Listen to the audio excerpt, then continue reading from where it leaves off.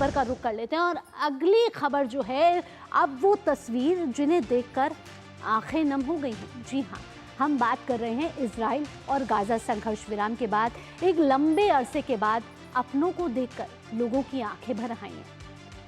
हम बात कर रहे हैं इजराइल हमास का जो युद्ध विराम हुआ है उसकी, और ये तस्वीरें साफ बयां कर रही हैं कि कितनी बड़ा जश्न वहां मनाया जा रहा है इजराइल में। जब बंधक छूट के आए, अपने परिवार से मिले तो आंखें नम हो गई, गले लगा लिया परिवार वालों ने अपनों को। तो एक जो युद्ध विराम इस समय की घोषणा हुई है उसमें बहुत बड़ा हाथ रहा है अमेरिका का भी। और उसके बाद जिस तरीके से गाजा से छूटकर इजराइल में आए हैं, ये बंधक छूटकर आए हैं, 3 इजरायली बंधक हैं, महिलाएं हैं, और एक के बाद एक का बंधक छोड़ने का सिलसिला यूं ही जारी रहेगा। लेकिन जैसे ही ये बंधक छूटे, अपने परिवार से मिले, आंखें नम हो गई।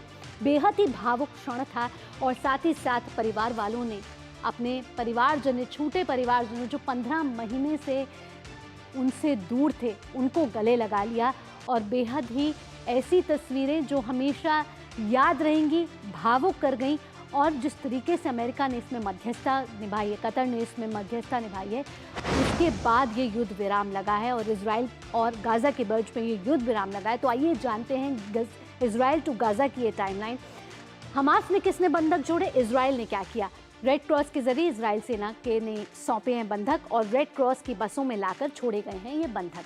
साथ ही आपको बता दें कि कैद से 3 महिलाओं को इस समय छोड़ा गया है।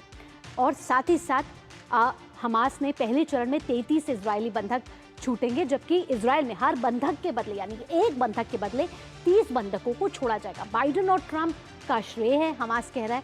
साथ ही इजराइल कह रहा है कि पहले चरण में कुल जो है इतने बंधक जो है वो छोड़े जाने हैं। हमास ने 30 इजरायली बंधक छोड़े, तीनों महिलाएं हैं। इजराइल ने 90 फिलिस्तीन जो बंधक है वो छोड़ दिए हैं। हमास रेड क्रॉस के जरिए इजराइल को सौंपने जा रहा है ये बंधक।